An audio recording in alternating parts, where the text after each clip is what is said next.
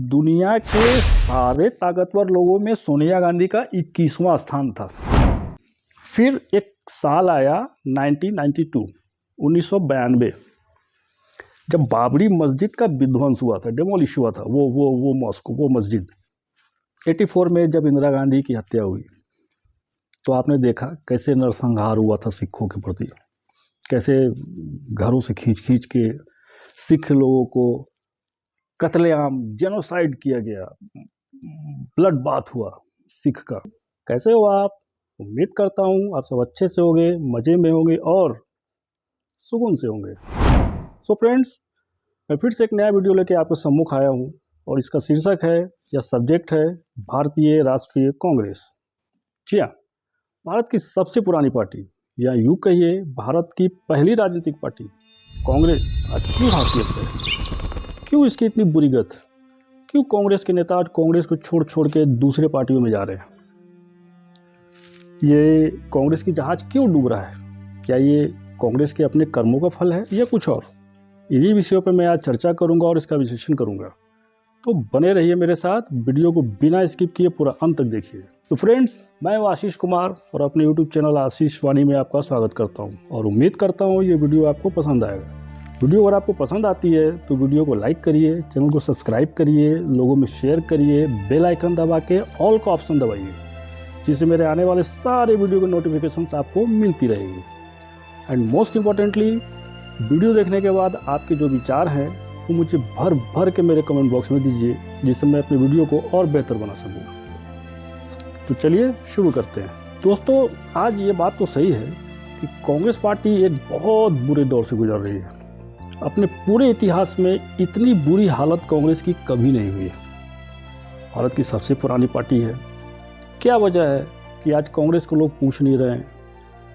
नए चुनाव तो जीतना छोड़िए, जिस राज्य में इसकी सरकार है वो भी इसके हाथ से जा रही है। तो इनके कारणों पे मैं आज चर्चा करूंगा। तो पहले अगर मैं कांग्रेस के कारणों को देखूं, उससे पहले चलिए एक नज़र डालते हैं अब तक के कांग्रेस के सफ़र पर।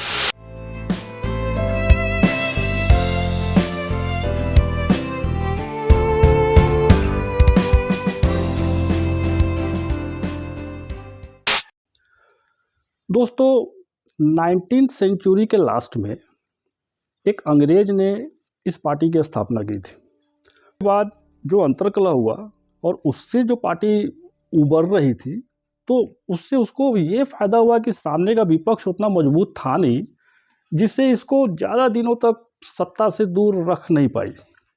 वो लगातार सत्ता में वापसी करती रही ये पार्टी। फिर 84 में आपको पता है इंदिरा गांधी की जो हत्या हुई, फिर सहानुभूति लहर हुआ, पार्टी दोबारा से वापस सत्ता में आई। उसके जो अपने कुछ भूल थे, कुछ गलतियां थी, वो सारा इस सहानुभूति लहर में दब गया। पार्टी फिर से सत्ता में आई और वो लहराती रही। तो ये पार्टी की ताकत को दिखाता है। आप में से तो सब लोग जानते होंगे कि कांग्रेस पार्टी एक संगठन जरूर है, लेकिन ये सिर्फ गांधी नेहरू परिवार की पार्टी है, ये सभी को पता है। सर्वे सर्वा हमेशा से ही गांधी नेहरू परिवार के लोग ही रहे, चाहे वो नेहरू जी हो, इंदिरा गांधी हो और राजीव गांधी हो, फिर बाद में सोनिया गांधी और अभी तत्काल राहुल गांधी, सबको पता है। तो उन्होंने पार्टी को मजबूत बनाया सिर्फ अपने सत्ता में रहने के लिए। ये सर्वे सर्वा जो लोग हैं, मैं उनकी बात कर रहा हूँ। पार्टी की मजबूती तो बनी रही, पर वो देश के कोई खास काम आ नहीं सकी। हाँ, कांग्रेस ने कुछ काम ऐसे किए जिससे देश को फायदा हुआ। जैसे नेहरू जी ने पंचवर्षीय योजना जो लागू किया, उसका अच्छा खासा प्रभाव पड़ा था उस समय भारत पे। किसानों के बारे में जो बात किया नेहरू जी, जो जो नीतियां उन्होंने लागू की, वो आपको पता है जब आज़ादी के बाद नेहरू जी ने जो अपना कैबिनेट बनाया था, उसमें नेहरू जी के देश के लिए क्या क्या सोच था, क्या प्रिंसिपल था। नेहरू जी उस समय आत्मनिर्भर भारत बनाना चाहते थे, धर्मनिरपेक्ष देश बनाना चाहते थे, जात पात से ऊपर उठकर एक मजबूत समाज बनाना चाहते थे। आपको हैरानी हो रही होगी ना ये बातें सुन के, मुझे भी हुई थी जब मैं इस बात को देखा था, क्योंकि आज के समय की कांग्रेस इससे जस्ट उलट है। वो न धर्मनिरपेक्ष है, सबको पता है तुष्टीकरण की राजनीति कांग्रेस की होती है, और वो तुष्टीकरण वो शुरू से चला आ रहा है। उस समय विपक्ष उतना मजबूत था नहीं कि कांग्रेस को ज़्यादा परेशान कर सके, टक्कर दे सके। तो कांग्रेस की ये नीतियां काम करती रही, काम करी, जिसके वजह से कांग्रेस लगातार सत्ता में बनी रही थी, सबको पता है। हाँ, एक दौर आया था खासकर राजीव गांधी की हत्या के बाद कि गांधी नेहरू परिवार का कोई सदस्य इसमें नहीं था। एक गैप बन गया था बीच में, जब तक कि सोनिया गांधी 98 में वापस कांग्रेस को ज्वाइन नहीं की। वापस मतलब पहली बार, वापस नहीं, पहली बार। तो इन सोनिया गांधी के पार्टी ज्वाइन करने से पहले और राजीव गांधी की हत्या के बाद बीच का जो समय था, ये समय ऐसा था कि कांग्रेस पार्टी एक संगठन के तौर पे काम कर रही थी। लेकिन फिर जैसे ही सोनिया गांधी ने सत्ता को ज्वाइन किया, संगठन को ज्वाइन किया, सत्ता में भी वो आ ही गई, उसके बाद तो वो पार्टी लगातार सत्ता में है। अगर पिछले 10 साल की बातों को छोड़ दिया जाए, मैं ये सारी बातें आपको जो उसकी अच्छाइयाँ हैं, जो कांग्रेस की कार्यकलाप है, वो मैं पिछले 10 साल के पहले की बात कर रहा हूँ। मैं 10 साल में भी आऊँगा आगे चल के, मैं उसकी भी व्याख्या करूँगा। बट मैं ये आपको बताने की कोशिश कर रहा हूँ कि ये पार्टी अर्श से फर्श पे आई है। तो जिस समय ये पार्टी अर्श पे थी, उस समय ये पार्टी गलतियां तो कर रही थी। हालांकि ऐसा नहीं है कि कांग्रेस पार्टी का जनाधार शुरू से बना रहा और पिछले 10 साल में खत्म हुआ, नहीं, ऐसा नहीं है। कांग्रेस का जनाधार तो आप मान के चलिए 80 के बाद से घटना शुरू हो गया था। उसके वोट में कमी आना तो शुरू हुई थी। आप देख सकते हैं कि सीटों की संख्या में भी लगातार, हालांकि कांग्रेस कई बार अपने दम पर सरकार बनाई, कई बार गठबंधन में बनाई।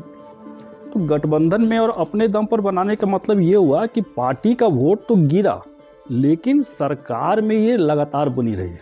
अब चलिए मैं आपको बताता हूँ कि कांग्रेस की जो हालत हुई, जो उसका वोट कमी हुआ है।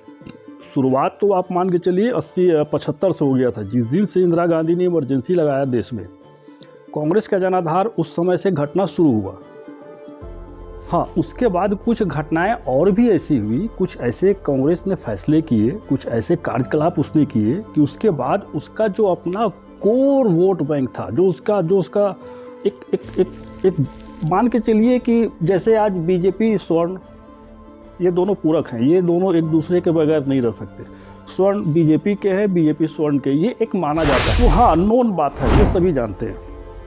स्वर्ण है, अब तो खैर बीजेपी में ओबीसी, दलित वगैरह बहुत सारा, ये खैर अलग विषय है। इस पर अगर आप बोलोगे तो मैं और वीडियो बनाकर इस पर कमेंट करके बताना। अगर इस पर भी कुछ आपको जानना है या कुछ चर्चा समझना है तो मेरे को आप कमेंट करके बताना, मैं इस पर वीडियो अलग से बना दूंगा। लेकिन मैं अभी कांग्रेस की बात कर रहा हूँ।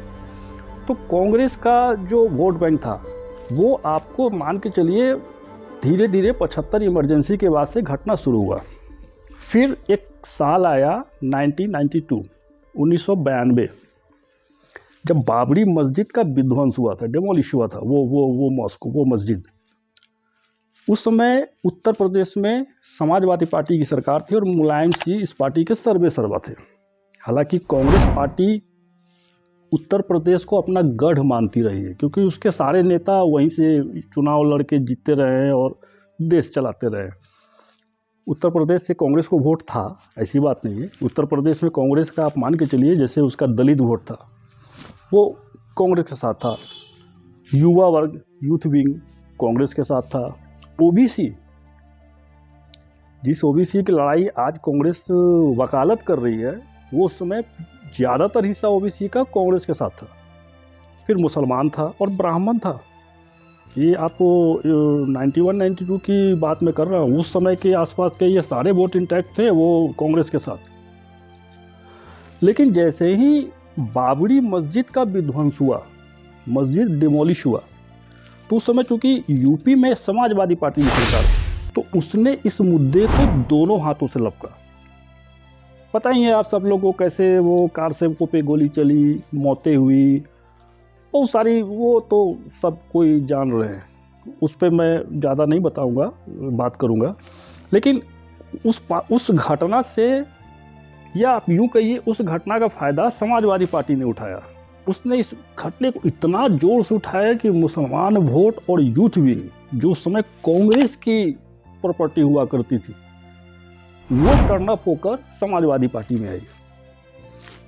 दलित वोट भी कांग्रेस के हाथ से निकला, क्योंकि उस समय फिर काशीराम और मायावती यूपी के एक उभरते हुए दलित विचारक, दलित सपोर्टर, और ये पार्टी उस समय उत्थान पे थी। उत्थान पे मतलब कि वो बढ़ रही थी, ग्रो अप हो रही थी। तो दलित का वोट और यूथ विंग ये सब कांग्रेस के हाथ से निकला। दलित तो पूरा का पूरा आपका बीएसपी में चला गया, वो काशीराम मायावती के साथ गया। यूथ विंग और मुसलमान उसको मुलायम सिंह ने दोनों हाथों से लपका, जो आज तक बरकरार है। यूथ विंग नहीं, लेकिन मुसलमान का ज़्यादातर वोट सपा के पास है, और ये उस समय से लगातार चला आ रहा है, जिसकी वजह से सपा ने कई बार सरकार बनाई है यूपी में। तो उसका जो अपना वोट बैंक है, जो उसका बेस बैंक वोट है, वो आपका मुस्लिम है यूपी में। तो कांग्रेस के हाथ से कौन सा निकला? दलित वोट निकला।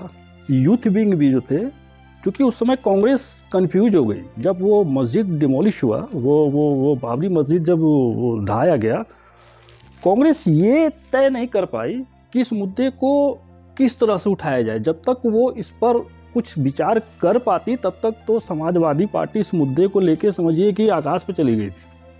फिर उसके बाद बचा नहीं, बाद में कांग्रेस वापस आई इस मुद्दे को लेकर। वो ये नहीं समझ तय कर पा रही थी कि इस समय बाबरी मस्जिद के सपोर्ट में खड़ा हुआ जाए या उसके विरोध में, क्योंकि उसके पास उस समय हिंदुओं के भी वोट थे, वो मैंने बताया ना, दलित, ओबीसी और मुस्लिम के भी वोट थे। तो ये तय करने में उसको थोड़ा समय लगा। ये समय उसके लिए काल बन गया। यूपी की बात कर रहा हूँ। यूपी में वो सारा वोट कुछ मायावती, मैंने बताया ना, कुछ मायावती ले गए, कुछ सपा ले गया, और कांग्रेस के हाथ जीरो। हाँ, बचे ब्राह्मण वोट। उस समय कांग्रेस की एक कोर वोटर था, कैडर वोट था उसका। कांग्रेस को ही जाना था ब्राह्मण का वोट। लेकिन जैसे ही उसने, कांग्रेस पार्टी ने बाबरी मस्जिद के सपोर्ट में अपना पक्ष दिखाया, ब्राह्मण वोट भी उस समय वहाँ से टूटना शुरू हुआ, और फिर वो ऑप्शन तलाश करती हुई बीजेपी के पास आई, जो आज तक बरकरार है। आज तक वो ब्राह्मण वोट, और उसके बाद तो खैर बहुत सारी बदलाव हुए उस क्षेत्र में, यूपी में। तो ये सारे वोट भी आपको टर्न अप होकर फिर आज के डेट में तो बीजेपी के पास है, लेकिन कांग्रेस के हाथ से ये सारा चीज़ निकला।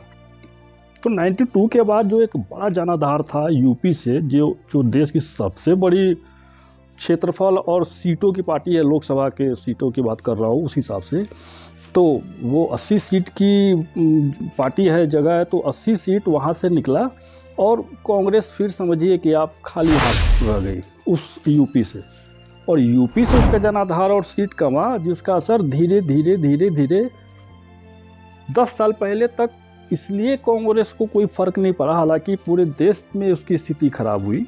पूरे देश में वोट उसके हाथ से निकलते रहे, और कांग्रेस के वोट आते चले गए क्षेत्रीय पार्टियों में। आप देख लीजिए, हर जगह जो क्षेत्रीय पार्टी आज के डेट में भारत की जो पनप रही है, वो किसके वोट से पनप रही है? कांग्रेस के वोट से पनप रही है। कांग्रेस को ये दिख नहीं रहा है। तो ये कांग्रेस के वोट से दूसरी पार्टियां अपना भविष्य बनाई, अपने स्थिति को मजबूत किया, रोटियां सेक रही है। ये बात तो सबको दिख रहा है, कांग्रेस को नहीं दिख रहा है, बाकी सारे पार्टियों को दिख रहा है, पूरे भारत के देश के लोगों को दिख रहा है। फिर अच्छा, उस समय आज जो कांग्रेस पार्टी ओबीसी की वकालत कर रही है, आपको याद होगा बहुत सारे लोगों को, ओबीसी के लिए 27% आरक्षण की मांग कांग्रेस करती थी। वो अक्सर इस बात को उठाती थी। वो सरकार में वो खुद थी, कभी दिया नहीं, लेकिन ओबीसी को चूंकि वोट चाहिए था, तो 27% का आरक्षण का डिमांड एक इलेक्शन में करती थी कांग्रेस, दूसरे इलेक्शन में इस मुद्दे को वाइंड अप करके वो बैक में कर देती थी। यानी कि ओबीसी के मुद्दे को उसने कैरी ऑन नहीं किया, आगे नहीं बढ़ाया। वो नए नए मुद्दों में उलझती चली गई, और पिछले जो मुद्दे थे, जो पिछले चुनाव में उसने उसको जोर शोर से पकड़ा था, वो सारे मुद्दे डस्टबिन में चला गया।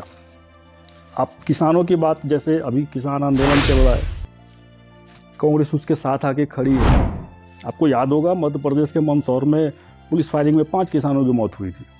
उस समय इस मुद्दे को कांग्रेस ने बड़े जोर शोर से उठाया था, सरकार तक बदल गई थी। लेकिन उसके बाद फिर क्या हुआ, ये मुद्दा वहीं गौन कर दिया उसने। फिर ना उसको लोकसभा में रिपीट किया, ना आगे इस किसान के विषय में कुछ बातें की। तो कहने का मतलब है कि ये सब जो थोड़ा करके जो कांग्रेस के हाथ से जो वोट निकल रहा था, जो जनाधार निकल रहा था, वो ये सब थोड़ा घटना उस पर भारी पड़ रहा था। तुरंत इसका उसको प्रभाव नतीजा नहीं मिला, आगे बढ़ती गई पार्टी और धीरे धीरे इसका नतीजा भारत के लोग भी, जब तक एक विपक्ष, मजबूत विपक्ष नहीं आ रहा था, वोट बटा हुआ था। लेकिन जैसे ही 2014 में एक मजबूत विपक्ष नरेंद्र मोदी की सरकार के तौर पे मिली भारत की जनता को, तो जितना गुस्सा कांग्रेस के खिलाफ भारत के लोगों में था, वो सारा गुस्सा 14 के बाद बीजेपी की तरफ आया। मतलब वो गुस्सा कांग्रेस पे था, लेकिन उसका नतीजा ये हुआ कि सारा वोट बीजेपी की तरफ टर्न अप हुआ और कांग्रेस खाली हाथ रह गई। हाँ, एक चीज़ मैं आपको और बताता हूँ। कांग्रेस के लिए वोट का अरेंजमेंट, या किसी भी पार्टी के लिए वोट का अरेंजमेंट यूथ विंग करता है, स्टूडेंट करता है, ये तो फैक्ट है। भारत की सबसे पुराना छात्र संगठन एक NSUI, जो कांग्रेस का ही बनाया हुआ है। ये छात्र संगठन कांग्रेस के लिए पूरे देश में घूम घूम कर छात्रों के थ्रू वोट बटोरने का काम करती थी कांग्रेस के लिए। 2000 तक तो NSUI का बहुत बढ़िया कार्यकलाप रहा। वो वास्तव में जिस काम के लिए कांग्रेस ने उसको रखा था, मैं रखा ही कहूँगा, तो वो उसको किया। 2000 तक NSUI ने पूरे देश में छात्रों के थ्रू वोट को बटोर के कांग्रेस को दिया। लेकिन जैसे ही NSUI की कमान राहुल गांधी के हाथ में आई, जी हाँ, तो राहुल गांधी NSUI पर उतना ध्यान नहीं दिया उन्होंने। वो चुनाव के रणनीति में लग गए। चुनाव कैसे, हालांकि रणनीति उन्होंने क्या बनाया आप ही बताएं मुझे तो ऐसा कोई रणनीति आज तक दिखा नहीं कांग्रेस के तरफ से, स्पेशली राहुल गांधी की तरफ से। वो क्या रणनीति बनाते हैं मैं आगे बताता हूँ आपको। तो लेकिन वो चुनाव के समिति में चले गए। चुनाव समिति में जाकर वो देश के चुनावों में को कैसे जीते, इसमें वो लग गए। और NSUI को उसने छोड़ दिया उन्होंने, राहुल गांधी ने। तो NSUI का कमज़ोर होना भी कांग्रेस के लिए एक जख्म जैसा है। फिर उसके बाद NSUI, अब तो खैर ABVP वगैरह बहुत सारे छात्र संगठन आए जो वोट को बांट लिया। उस समय NSUI ही एक अकेला ऐसा पार्टी था, एक ऐसा छात्र संगठन था जो वोट को निकालती थी देश के अंदर से और कांग्रेस की झोली में डालती थी। तो NSUI को चूँकि सपोर्ट नहीं मिला पार्टी की तरफ से, तो वो भी कमज़ोर होती चली गई। और फिर आपको जैसे 98 में मैंने बताया कि सोनिया गांधी ने पार्टी ज्वाइन की, अध्यक्ष बनी, पार्टी जीती। बहुमत की बात मैं नहीं करूंगा, लेकिन पार्टी जीती, सरकार कांग्रेस की ही बननी थी। सोनिया गांधी को लोगों ने कहा आप प्रधानमंत्री बनिए, वो तैयार भी थी, बट विदेशी मूल वाला वो चक्कर हुआ। फिर वो सुषमा स्वराज वाली बात हुई, उन्होंने धमकी दी कि अगर सोनिया गांधी प्रधानमंत्री बनेगी तो मैं सर मुड़ा के वगैरह वगैरह, तो आप जान ही रहे हैं। तो सोनिया गांधी खुद प्रधानमंत्री नहीं बनी, उन्होंने अपने पार्टी के लोग में से एक ऐसे प्रधानमंत्री के तौर पर जिनको चुना सोनिया गांधी ने, उससे पार्टी के लोग खुश नहीं थे। हाँ, वो मनमोहन सिंह की बात कर रहा हूँ मैं। मनमोहन सिंह की योग्यता पे मैं सवाल खड़ा नहीं कर रहा हूँ, कोई नहीं खड़ा कर सकता। वो महान अर्थशास्त्री थे, इसमें कोई शक नहीं है। वो थे, वो उनकी योग्यता अलग थी, उनकी स्किल अलग थी, बट वो एक राजनीतिज्ञ के तौर पे नहीं जाने जाते थे। एक जैसा होना चाहिए एक राजनेता को, साम दाम दंड भेद हर चीज़ के लिए को करके सत्ता में बने रहना। जहां आपको कर्कश बोलना आप कर्कश बोलो, जहां आपको मीठा बोलना है मीठा बोलो। तो ये सब जो क्वालिटी एक नेता में होना चाहिए, वो मनमोहन सिंह में नहीं थी। हाँ, उस समय AK एंटनी, प्रणब मुखर्जी, ये दो एक ऐसे राजनेता थे जो हर लिहाज से सही थे। लेकिन चूंकि ये दोनों मुखर थे, ये आपको मान के चलिए, वो ये नहीं थे कि आप कहो उठ तो उठेंगे, बैठो तो बैठेंगे, इस मेंटालिटी के ये लोग नहीं थे। ये इनके लिए डिमेरिट बना पीएम न बनने के लिए। और ये क्वालिटी जो मैं बता रहा हूँ कि उठो तो उठो, बैठो तो बैठो, तो ये क्वालिटी मनमोहन सिंह में थी।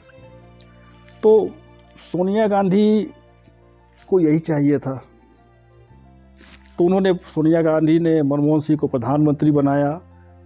समाज में और पार्टी में भी इसका थोड़ा सा नेगेटिव असर पड़ा, एक गलत मैसेज गया।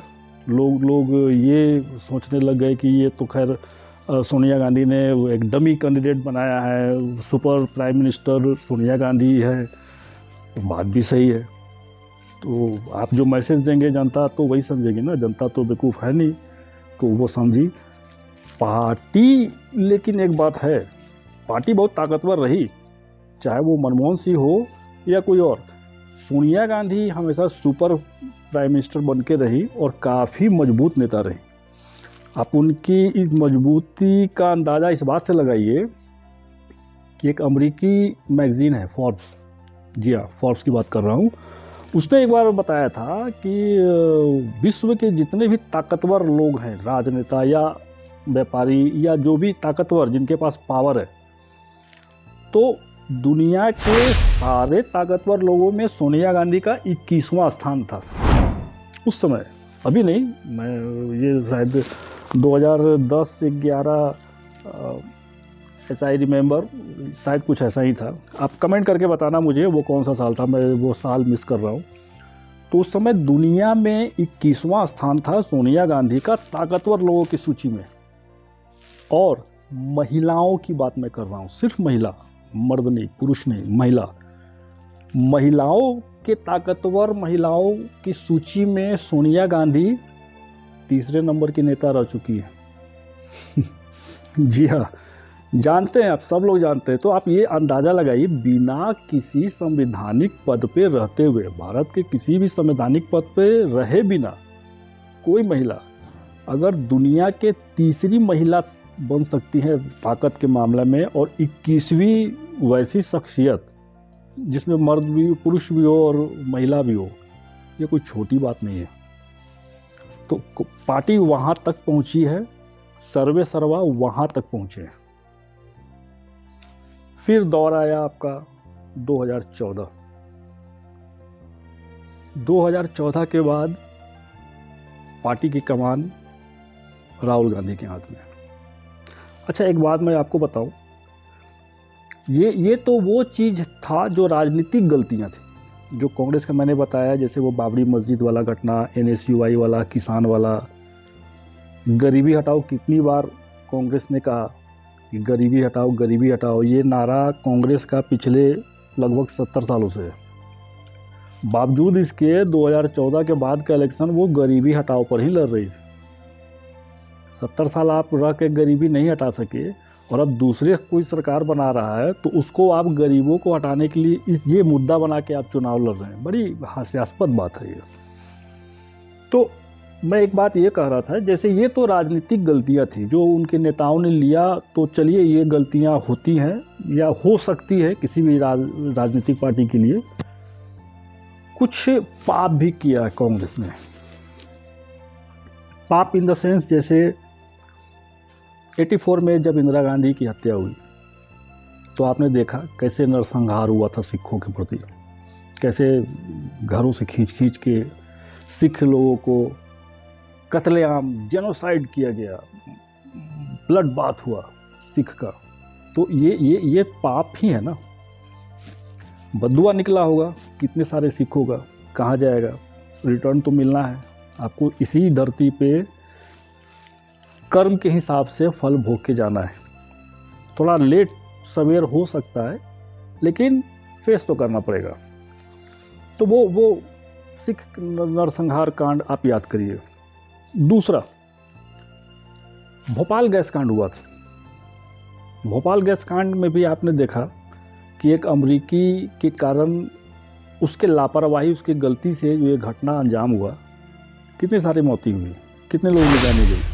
बावजूद इसके उस दोषी को पकड़ने के बजाय, जो वो एंडरसन करके वो दोषी था जिसकी वजह से गैस लीक हुआ था वो, और भोपाल में बहुत सारी मौतें हुई थी, सबको पता है, उसके दोषी जो एंडरसन थे अमरीकी, रातों रात कांग्रेस की सरकार ने एंडरसन को प्राइवेट जेट में, जेट बोले तो हवाई जहाज, वो पर्सनल हवाई जहाज जो होता है वो, तो उसमें बिठाकर रवाना किया गया था, क्योंकि पब्लिक उग्र हो गई थी। वो एंडरसन को डिमांड कर रही थी, वो कह रही थी या तो इसको जेल में दो या हमें दो।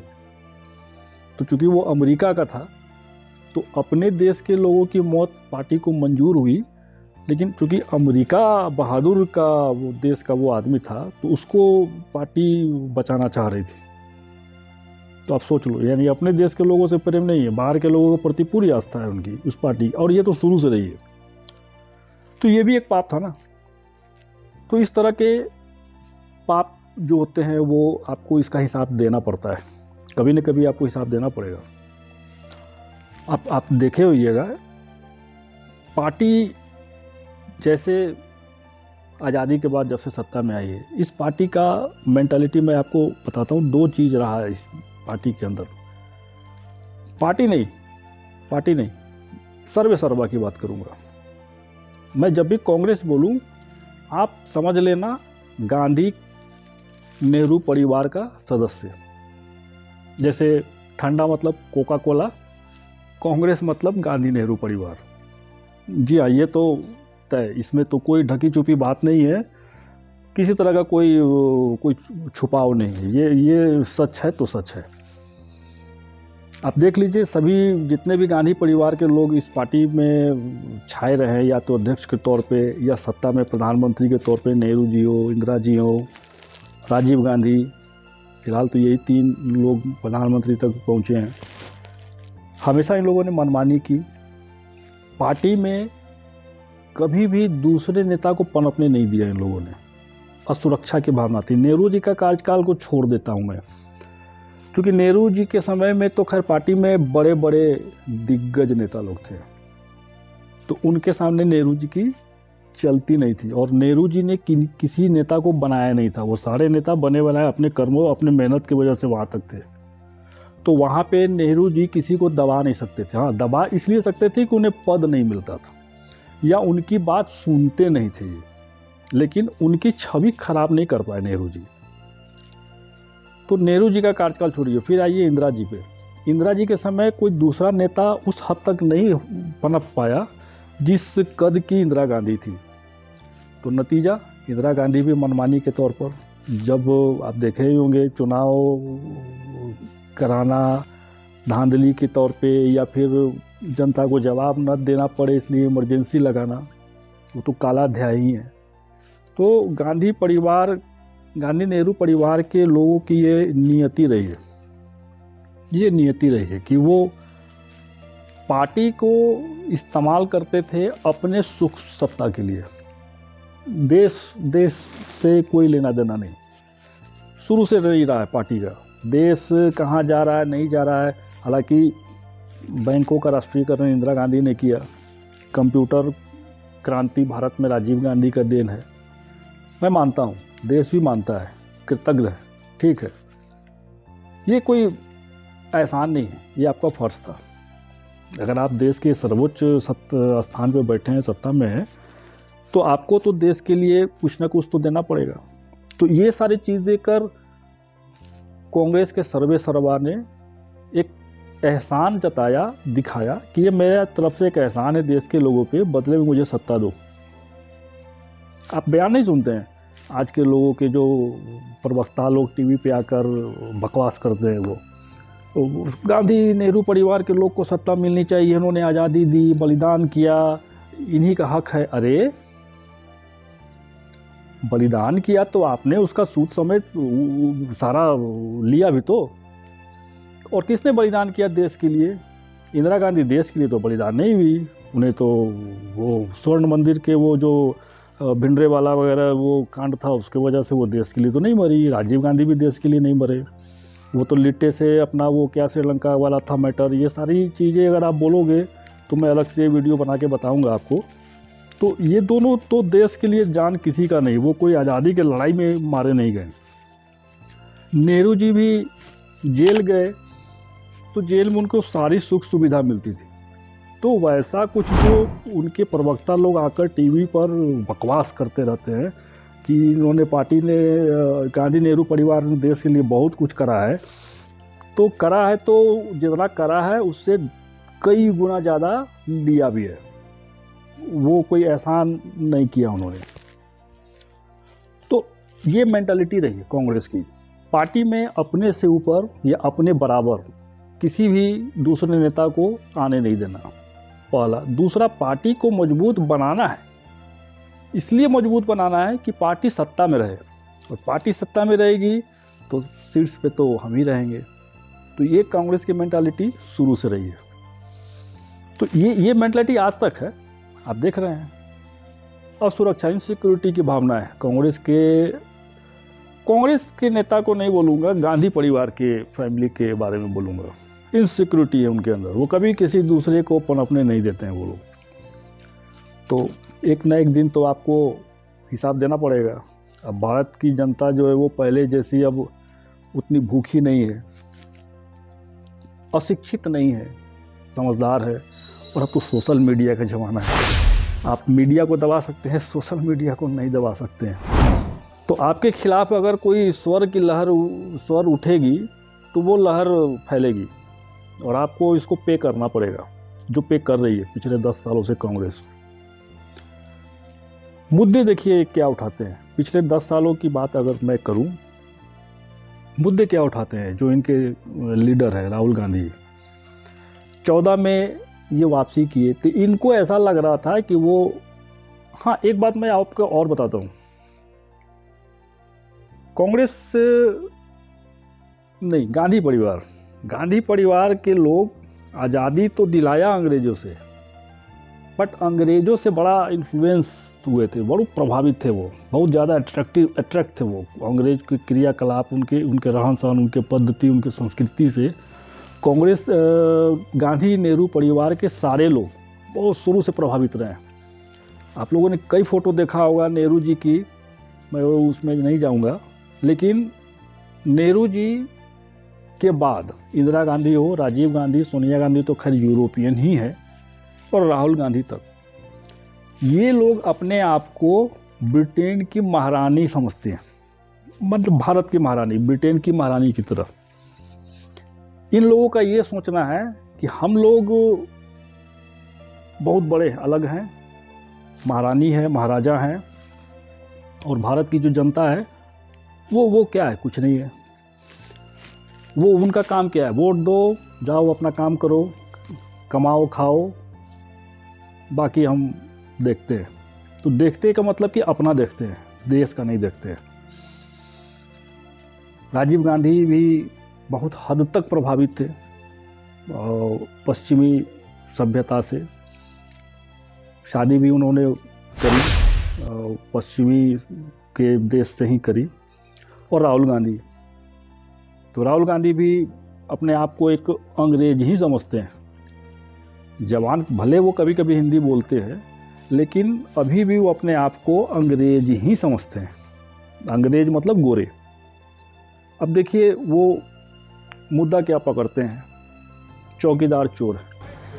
गली गली में शोर है, हिंदुस्तान का चौकीदार चोर है। कोई प्रूफ नहीं। अंबानी, अडानी, उस समय अंबानी 14 में जब आए तो अंबानी को उन्होंने पीछे के पॉकेट में इतना पैसा डाल दिया मोदी सरकार ने। मोदी ने राफेल में घोटाला किया है, ये किया है, बहुत तरह की बातें हुई। जेपीसी बनाने की मांग की, मामला कोर्ट में गया, कोर्ट में स्पष्ट हो गया एक नए पैसे का भी घोटाला नहीं हुआ है राफेल सौदा में। बावजूद इसके उस मुद्दे को छोड़ा नहीं उन्होंने। पता ही होगा अपने तरफ से मिर्च मसाला लगाकर कि अब तो कोर्ट बोल रही है कि नरेंद्र मोदी ने घोटाला किया है राफेल में, जबकि कोर्ट ने ऐसा नहीं कहा, जिसके वजह से उनको बाद में माफ़ी भी मांगनी पड़ी। तो ये मुद्दे उठाते हैं, इस तरह के मुद्दे उठाते हैं। कुछ भी हो, अभी आप देख रहे होंगे ताज़ा किसान आंदोलन चल रहा है, और अभी राहुल गांधी न्याय यात्रा पे निकले हैं, उनके कानों तक पहुंचा कि किसान इस तरह से वो प्रोटेस्ट कर रहे हैं एमएसपी की मांग को लेकर, तुरंत उन्होंने आनन फानन में घोषणा कर दी कि मैं जब कांग्रेस पार्टी सरकार में आएगी कांग्रेस को एमएसपी मिलेगा, मैं इसकी गारंटी देता हूँ। एमएसपी की गारंटी तो दी, लेकिन कितने फसलों पे देंगे इसकी बात नहीं की उन्होंने। 100 से ऊपर फसल है भारत के लिए, किसान लोग तो 24-25 फसल पे एमएसपी की डिमांड कर रहे हैं, बट इनको तो बताना चाहिए था ना राहुल गांधी को। आपने घोषणा करी कि हम वो देंगे, हमारी पार्टी आएगी तो वो एमएसपी की गारंटी दे रही है, कितने फसलों पे दे रही है ये नहीं बताया, जितने भी फसलों पे देंगे उसके लिए पैसा कहाँ से आएगा ये नहीं बताते हैं। तो इनका ऐसा ही है, ये राहुल गांधी के साथ तो अब ऐसा है कि ये कुछ बोलते हैं आगे निकलते हैं, पीछे जो उनके पार्टी के लोग हैं जो उनके इर्द गिर्द रहते हैं वो मामले को रफा दफा उसको डैमेज कंट्रोल के चक्कर में पड़े रहते हैं। देश ऐसे नहीं चलता बॉस, देश ऐसे नहीं चलेगा। आप अगर प्रधानमंत्री पद के लिए लड़ाई लड़ रहे हैं तो आपके अंदर उस ऐसा झलक दिखना चाहिए, आपको थोड़ा ग्रेव होना पड़ेगा। 370 का मुद्दा, राम मंदिर कैसे अगेंस्ट, वो यहाँ तक कहते हैं कि अगर कांग्रेस वापस सत्ता में आई तो 370 वापस लगा देंगे। वो पॉसिबल है? कभी नहीं। अब तो नरेंद्र मोदी जी भी अगर चाहे 370 को वापस लगाना तो अब तो कश्मीर और जम्मू की जनता ही वापस नहीं लगाने देगी, क्योंकि उनको चेंज दिख रहा है ना, उनको डेवलप दिख रहा है, डेवलपमेंट दिख रहा है पहले से। और अब में वहाँ की जनता सब समझ गई है। तो आपको जनता का मूड भांपने का भी आइडिया होना चाहिए, जो कांग्रेस के लीडर्स के पास नहीं है। दोस्तों मुझे क्या लगता है कांग्रेस, हालांकि मैं इस पक्ष में हूँ कि देश का विपक्ष सुदृढ़ होना चाहिए, मजबूत होना चाहिए, मैं इस बात को मानता हूँ, ये सही बात। लेकिन उस लायक तो हो विपक्ष, अभी तो विपक्ष कोई है ही नहीं। कांग्रेस पार्टी इतने लंबे समय तक ताकतवर पार्टी, सत्ताधारी पार्टी, आज उसको विपक्षी पार्टी का भी दर्जा हासिल नहीं है। लोकसभा के जितनी सीटें हैं उसके 10% भी कांग्रेस पार्टी के पास नहीं है, तो मुख्य विपक्षी पार्टी नहीं है आज के डेट में। इस बात का उनको ना समझ है ना वो समझना चाहते हैं। वो सोचते हैं राहुल गांधी कि मैं यहाँ से निकलूँगा, इस क्षेत्र से निकलूँगा, जनता मेरे लिए पागल होगी, वोट हमें भर भर के देगी, मैं फिर अपना वापस जीतने के बाद प्रधानमंत्री बनूंगा और अमेरिका, लंदन, थाईलैंड घूमूंगा, हमारे जो लोग हैं वो देश चलाएंगे। ये मेंटालिटी है राहुल गांधी की, ये आप मान के चलो। मैं एकदम सच बात बता रहा हूँ, मेंटालिटी यही है। असल में कांग्रेस पार्टी को बीजेपी से लड़ाई है ही नहीं, लड़ना ही नहीं चाहिए मेरी समझ से। कांग्रेस पार्टी अगर उनका थिंक टैंक वास्तव में पार्टी के लिए अगर सोचना चाहे, हालांकि आज के डेट में कांग्रेस के लोगों की निष्ठा पार्टी के प्रति नहीं है, सिर्फ गांधी परिवार के प्रति है। राहुल गांधी प्रधानमंत्री बन जाए इसके लिए उनके पार्टी के तमाम लोग कुछ भी करने के लिए, कुछ भी बोलने के लिए रेडी है। उनको देश से लेना देना नहीं। तो आप ऐसे भी अंदाज़ा लगाइए कि जिस कार्यकर्ता, जिस पार्टी के लोगों को पार्टी के प्रति अगर निष्ठा नहीं है, लॉयल्टी नहीं है, तो वो पार्टी काम नहीं करेगी। जनता फिर उसको नहीं समझेगी, नहीं देगी, सपोर्ट नहीं करेगी। ये बात आपको समझना पड़ेगा रे बाबा, आपको समझना पड़ेगा। पार्टी के लोग इस चीज़ को नहीं समझ रहे। तो मैं ये बोल रहा था कि कांग्रेस पार्टी के थिंक टैंक को ये समझना चाहिए, या मेरे हिसाब से उनकी लड़ाई बीजेपी से नहीं है, कांग्रेस की लड़ाई क्षेत्रीय पार्टियों से है। क्योंकि कांग्रेस का जो वोट था वो सारा क्षेत्रीय पार्टियों में बटा है, बीजेपी में नहीं बटा है, कम बटा है। लेकिन ज़्यादातर, अब जैसे आप दिल्ली का देखिए, उनका सारा वोट केजरीवाल ले गए। पंजाब, ये 2 स्टेट में रीजनल पार्टी का राज है। हालांकि आप नेशनल पार्टी बन चुकी है, बट मैं उसे रीजनल ही मानता हूँ। यूपी आइए, एसपी, बीएसपी किसके वोटों पे आज बनी हुई है? कांग्रेस के वोटों पे। बिहार देख लीजिए, बंगाल देख लीजिए। बंगाल में जो आज कांग्रेस की हालत है, हमेशा ऐसी नहीं थी, वहाँ बहुत अच्छे पोजीशन पे थी, लेकिन उसके वोट लेफ्ट और ममता दीदी ने बांट लिया। ठीक उसी तरह आप MP आइए, राजस्थान जाइए, गुजरात में कांग्रेस बड़ी लंबे समय तक, मोदी जी की बात छोड़ दीजिए, मोदी जी के पहले गढ़ हुआ करता था गुजरात कांग्रेस का, कहाँ गया उनका सारा गढ़, उनका सारा वोट। तो आप जितने भी राज्यों को अगर आप जाए, अच्छा कांग्रेस पार्टी के पास आज के डेट में अपना कोई राज्य नहीं है, अपना मतलब कोई भी एक ऐसा स्टेट भारत का नहीं है जिसमें कांग्रेस ये दावा कर सके कि ये स्टेट तो मैं जीतूंगा ही जीतूंगा, ये यहाँ के सारे वोट मेरे हमारे, कोई स्टेट ऐसा नहीं। जैसे आप समाजवादी पार्टी, उनका अपना समीकरण है, उनका अपना वोट है, यूपी में है, उनको मिलना ही मिलना है, सत्ता में रहे ना रहे उनकी स्थिति अच्छी होती है। बिहार में आप देख ही रहे हैं, लालू पार्टी है, अभी बंगाल में ममता दी हैं, या फिर साउथ में चले जाइए, सारे लोकल पार्टी है। तो उन लोगों का वो गढ़ हुआ, वो ये कह सकते हैं कि इस प्रदेश में हमारा वोट है, भले उतना ना हो कि हम सत्ता में आए, लेकिन इतना है कि लाज बसता है। कांग्रेस के पास कहने के लिए आज के डेट में ऐसा एक भी राज्य नहीं है। तो पहले राज्य तो जीतो, फिर देश की बात करो ना। कौन है आपका थिंक टैंक? क्या आप लोग का थिंक टैंक में वो सारे लोग, कांग्रेस के लोग सोचते हैं कि राहुल की वजह से पार्टी चलेगी, राहुल सोचते हैं कांग्रेस के लोगों की वजह से मैं चलूँगा। ये एक दूसरे को टोपी पहना रहे हैं, जनता इनको टोपी पहना रही है। तो कांग्रेस को इस पर विचार करना होगा।